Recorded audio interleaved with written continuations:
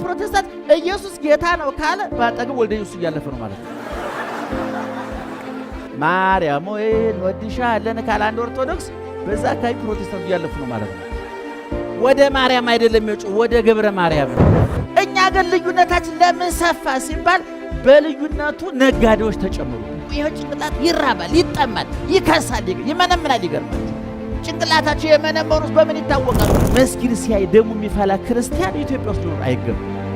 ቤተ ክርስቲያን ሲያይ ደሙ የሚፈላ ሙስሊም ኢትዮጵያ ያለ። በነገራችን ላይ ግን እግዚአብሔር የለም ያላልነው ሃይማኖተኛ ስለሆነ ፋታ ስላጣን።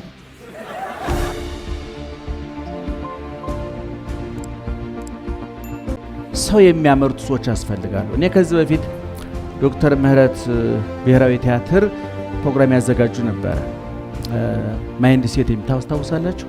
እና እዛ ተጋብዤ ሂጅ አውቃለሁ። ከኔ ውጪ ሃይማኖት፣ ከኔ ውጪ የፖለቲካ አመለካከት፣ እኔ አይነ ስውር ነኝ፣ አይናማ እንዳለ ማመን አለብኝ። እኔ አማራ፣ ኦሮሞ ከሆንኩኝ ትግሬ የሚባላል፣ ሶማሌ የሚባላል፣ ወላይታ የሚባላል። እኔ ክርስቲያን ነኝ፣ ሙስሊም አለ። ከናካቴው ደግሞ እግዚአብሔር የለም የሚል። እግዚአብሔር የለም ማለት መብት ነው። መንግስት የለም ማለት ነው የማይቻለው። ገብቷቸዋል። እኔ አንድ ሰው እግዚአብሔር የለም ቢለኝ እግዚአብሔር ጋር ይዋጣላታል፣ የሚያገባኝ የለም። ምክንያቱም ምናልባት አንድ ሰው እግዚአብሔር የለም እያለ በልቶ ሊያድር ይችላል። ይተነፍሳል፣ አይኑ ያያል፣ ጆሮ ይሰማል፣ ኩላሊቱ ያጣራል፣ ሳምባው ሁሉም የስሜት ስራ ላይ ናቸው። እነዚህን የሚያንቀሳቅሳቸው ማን ነው? እግዚአብሔር ነው። የለህም ተብሏል። እሱ ግን የለህም ስለተባለ ስራ ያቆም። ትልቁ እግዚአብሔር እኛ በምንናገረው ነገር እልህ እየተጋባ ስራ የሚሰራ አምላክ አይደለም። የረዳን ይሄ ነው። እግዚአብሔር የለም ማለት ቅድም ተናግሬያለሁ። ይበል እያልኩኝ አይደለም፣ ትረዱኛላችሁ። ቢልም ግን የሚቀጣበት ቦታ ኢትዮጵያ የለችም፣ የእናንተ ሰፈር የለም፣ የእናንተ ክልል የለም፣ አንተ የለህም ካሉኝ ግን እኔ መቅጫ ቦታ የለኝ፣ እዚሁ ነው ቦታዬ። እግዚአብሔር አማራጭ ስላለው ነው። እኔ አማራጭ የለኝም። ሁልጊዜ እንደምል ምናልባት አክቲቪስቶቹ፣ ፖለቲከኞቹ፣ በተለያየ የሥራ ዘርፍ የተሰማሩ ሰዎች በሚፈጠረው እሳት ዳቦ መጋገር የሚችሉ፣ በሚፈጠረው እሳት ቡና የሚያፈሉ፣ በሚፈጠረው እሳት ሽሮ የሚያፈሉ አሉ ከያቅጣጫው። እነዛ ሰዎች ጉዳያቸው ላይ ሆነ። እኔ ግን ጉዳዬ ነው። ቅድም እንዳልኳቸው እኔ መስጊድ ሲያይ ደሙ የሚፈላ ክርስቲያን ኢትዮጵያ ውስጥ ሊኖር አይገባም። ቤተ ክርስቲያን ሲያይ ደሙ የሚፈላ ሙስሊም ኢትዮጵያ ያለ። የፕሮቴስታንት የጸሎት ቤት ሲያይ ጥርሱን የሚነክስ ኦርቶዶክሳዊ ሙስሊም ኢትዮጵያ ሊሆን አይችልም። ስለዚህ ከኔ ውጭ ሰው አለ የሚል ርዕስ ነው መወያያችን። ከናንተ ውጭ ሰው አለ። ውጭ የቆሙ ሰዎች አሉ። ከናንተ ሃይማኖት ውጭ የቆሙ ሰዎች አሉ። ደግሞ ኢትዮጵያ ውስጥ ያለን ሰባኪያና ፖለቲከኞች ምን ገጠመን ፈተና መሰላችሁ? የገባንን ከማድረግ ይልቅ የገባንን ማብራራት እንወዳለን። በጣም የሚገርመኝ አሁን ፍትህ፣ ዲሞክራሲ፣ እኩልነት፣ ነፃነት በደንብ ገብቶናል እኮ። እኛ የችግር መኖሩ ነው። አሁን ስለ ይቅርታ ፓስተሩ ይጮሃል፣ ሸሁ ይጮሃል፣ ቄሱ ይጮሃል። አሁን ስለ ይቅርታ እውነቱን ለምን አንቺ እህቴ ተናገሪ ብትበይ ከኔ ተሻልኩ ታወሪያለሽ።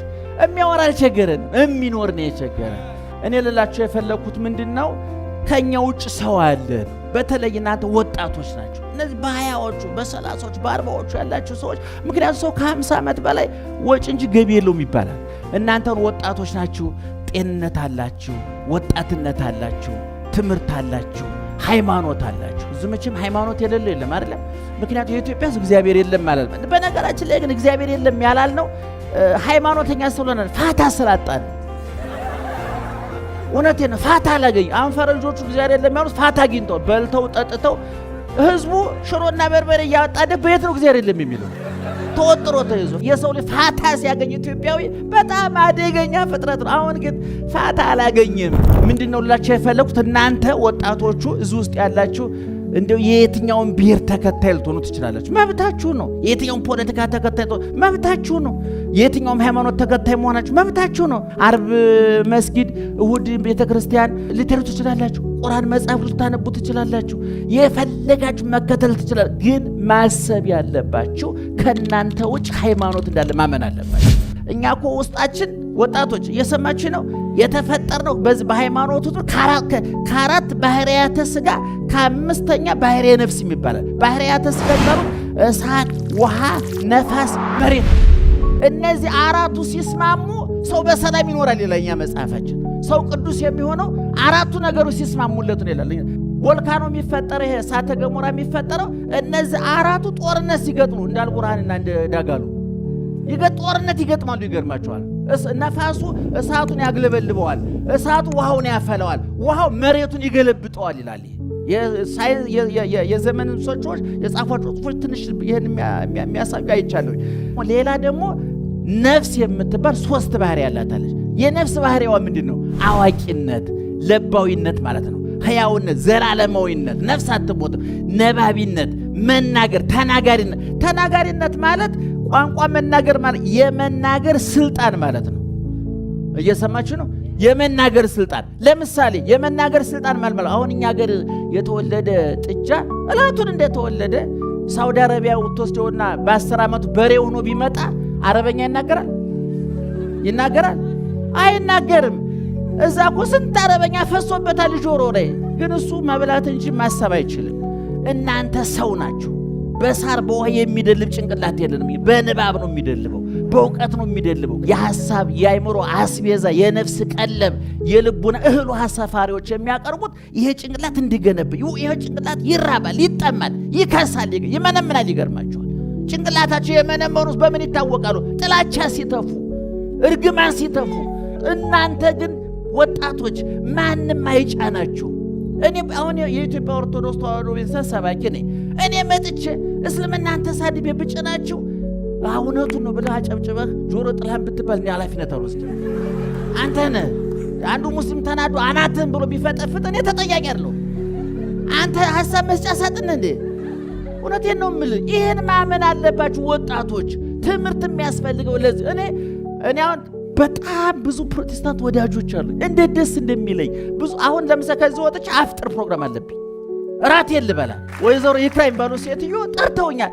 እኛ ግን ልዩነታችን ለምን ሰፋ ሲባል በልዩነቱ ነጋዴዎች ተጨመሩበት እንጂ አሁን እስቲ ፕሮቴስታንቱና ኦርቶዶክስ ቁጭ ብሎ ተወያይቶ ያውቃል?